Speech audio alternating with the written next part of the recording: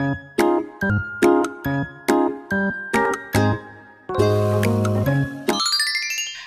kids! This is Teacher Chris, your mathematics teacher. Since kabalo naman mo kung sa ang fraction, kung sa itong mga types of fraction, tungod atong last uploaded video na ko sa katong mga nakakita, okay? So karon, I will teach you how to add fractions without regrouping. So tudluan to mo kung unsaon pag-add og fractions nga walay regrouping. This video helps you master the addition of fractions without regrouping. And of course, after going through this lesson, you are expected to first add simple fractions and mixed numbers without regrouping. Second, solve problems involving simple fractions and mixed numbers without regrouping. And now let's have what's in. Let's have task 1. Tell me whether the following set of fractions is similar or dissimilar. Kung may tag similar, meaning pariha. Dissimilar, meaning dili pariha. Now let's have the first set of fractions.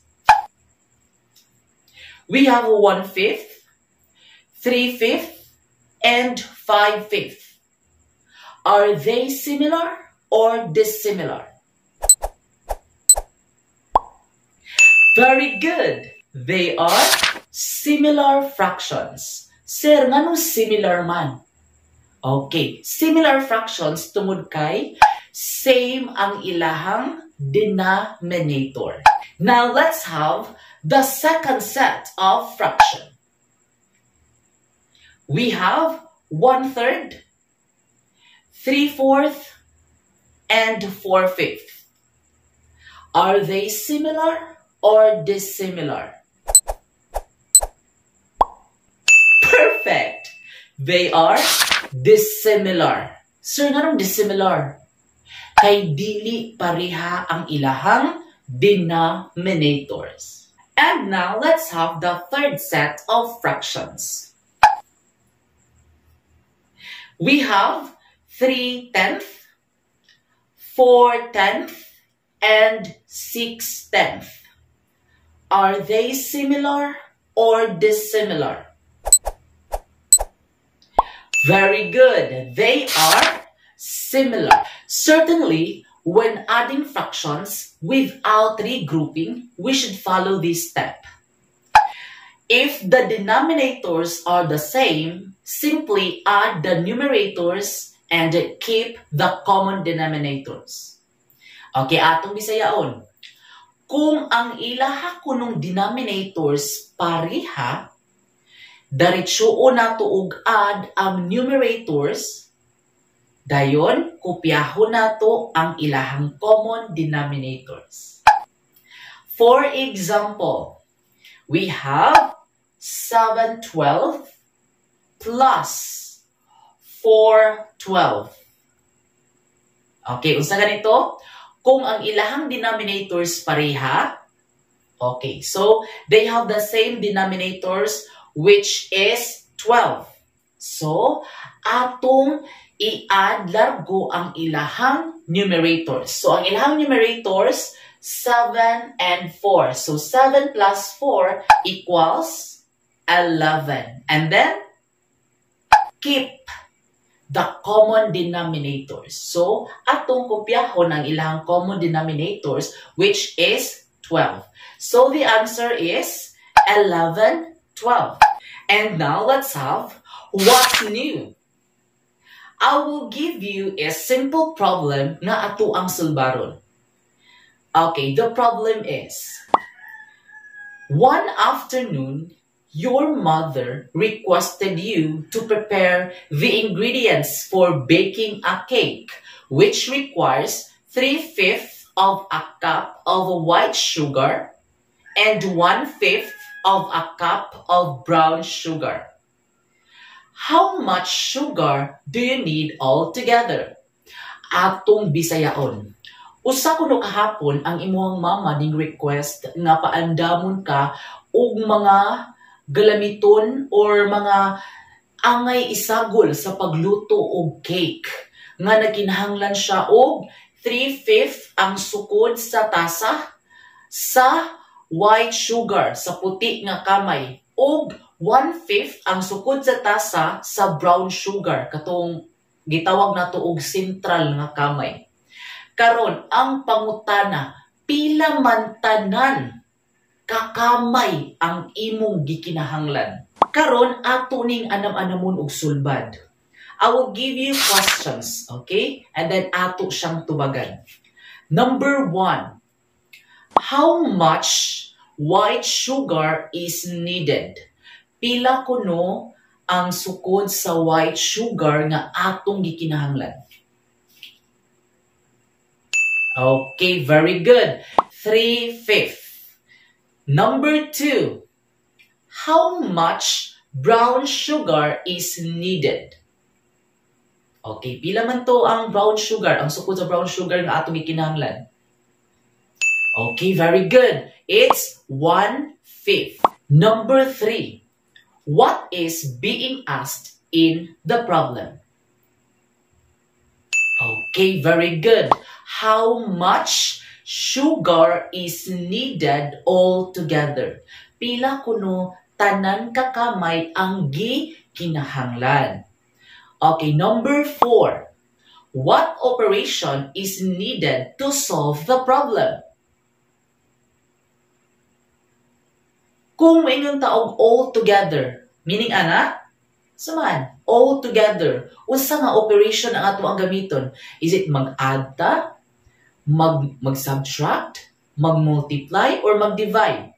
All together. Okay, very good. Meaning ana, mag-add ta. So, the operation that we are going to use to solve the problem is addition. Let's solve the problem.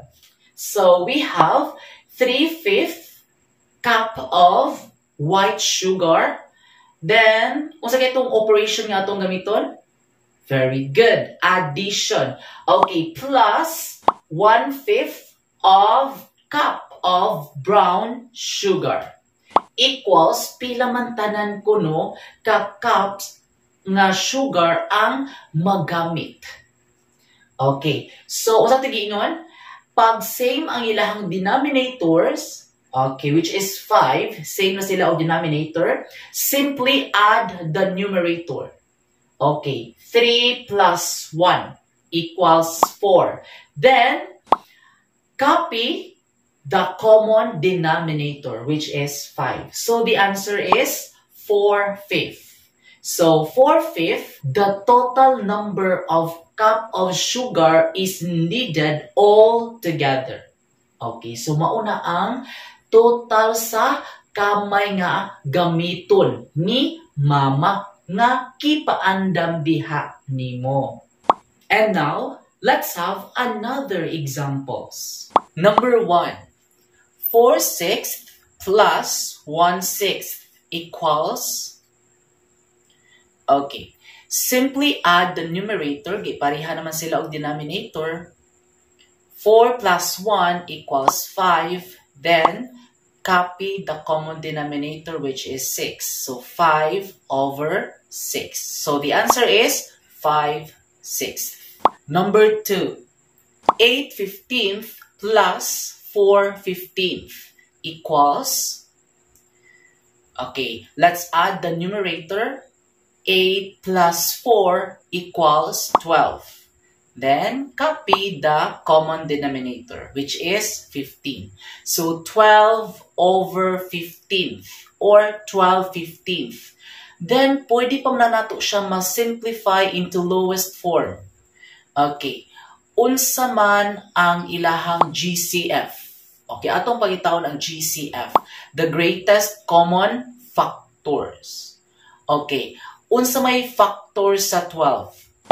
Naa ang 1, 2, 3, 4, 6, and 12. Okay, 1 times 12, 2 times 6, 3 times 4. Okay, mo na yung mga factors. Next, atong pangitaon sad ang factor sa 15. Na ay 1, 3, 5, and 15. 1 times 15, 3 times 5, then apa ba laing factors? Wala na. Wala na ilaing factor sa 15. Karon asa man ang greatest common factor ana nila? 1. Pareha sila na ay 1. Pero naa pa dyan mas dako nga pareha sila. Which is ang number 3. Very good. So, ato ang GCFDI sa 12 o sa 15 is 3. So, ato siyang i-divide og 3. So, 12 divided by 3, dayon 15 divided by 3. So, 12 divided by 3 equals 4 over 5. Okay, 15 divided by 3 is 5. So, the answer is 4/5. Number 3. 3 and 3/11 plus 1 and 1/11 equals. Okay, aduna siya'y, or I mean mixed number siya, di ba? So, aduna siya'y whole number. So, ang whole number dira is 3 and 1. So, 3 plus 1, dayon, copy ang common denominator, which is 11, and then add the numerator. 3 plus 1 equals 4. So, aduna tayo 3 plus 1 and 4/11. Karon, ang kanang ilahang whole number ato pud na siyang i-plus. 3 plus 1 equals 4. Dayon, copy ang fraction, which is 4/11. So, the answer is 4 and 4/11. Number 4. 6 and 1/24 plus 23/24. Okay, aduna tayo mixed number, which is 6 and 1/24. Since na may mixed number, so na ay whole number. So, ato unahang kopyahon ang whole number, which is 6. Napabaylaing whole number? Wala na. And then, simply copy the common denominator, which is 24. Kopyahon na siya. And then, add na to ang ilahang numerator. 1 plus 23 equals 24. Very good. So, ang answer ato niya is 6/24 over 24th. So, since masimplify ko na nato siya, okay, just copy 6. Maum na siya ang whole number. Kopyahon ang 6. And then, kung atong i-simplify ang 24 over 24 or 24/24th, mahimo siyang, okay, 24 divided by 24, pila man? 1. Very good. So, mahimo siyang 1. So, nahimo na siyang whole number. Okay, atong i-add ang 6 o ang 1. 6 plus 1 equals 7. So, the answer is 7. Number 5. 4/7 plus 1 and 5/7. So, na ay mixed number, which is ang 1 and 5/7. So, since na may mixed number, adunay whole number. So, una ko na to kopya ang whole number, which is 1. Aduna pa ba laing whole number? Wala na. And then, simply add the numerator or kopyahon daan ang denominator, ang common denominator, which is 7. Then, i-add na to ang ilahang numerator, which is 4 plus 5 equals 9. Okay, so since dako man ang iyang numerator kumpara sa iyang denominator nga 7, ato siyang i-simplify. Just copy 1 as our whole number, and then 9 divided by 7. Okay, 9 divided by 7. 1. 1 times 7 equals 7. 9 minus 7 equals 2. Naaman tayo remainder 2. Okay, ana lang sana siya. Ato na siyang himuon og mixed fraction. Mahimo siyang 1 and 2/7. Okay, karon naman tayo whole number nga 1, i-add nato ang 1 and 2/7. Mauna siya ang 9/7 ganiha. Atong gisimplify, nahimo siyang 1 and 2/7. Karon, naay duha ka whole numbers. So, ato na siyang i-plus. 1 plus 1 equals 2. And then, copy ang fraction nga 2/7. So, the answer is 2 and 2/7. Okay, since kabalo naman mo kung saon pag-add og fractions without regrouping, I will give you 5 items. I-add ni siya, then simplify to its lowest term if possible. Just comment down below your answers, then ako nang chikon if nakasabot ba jud mo sa ato ang discussion today. So that will be all for today. Thank you so much for watching, and please do not forget to subscribe, like, share, and hit the notification bell para updated ka sa susunod ko pang mga videos.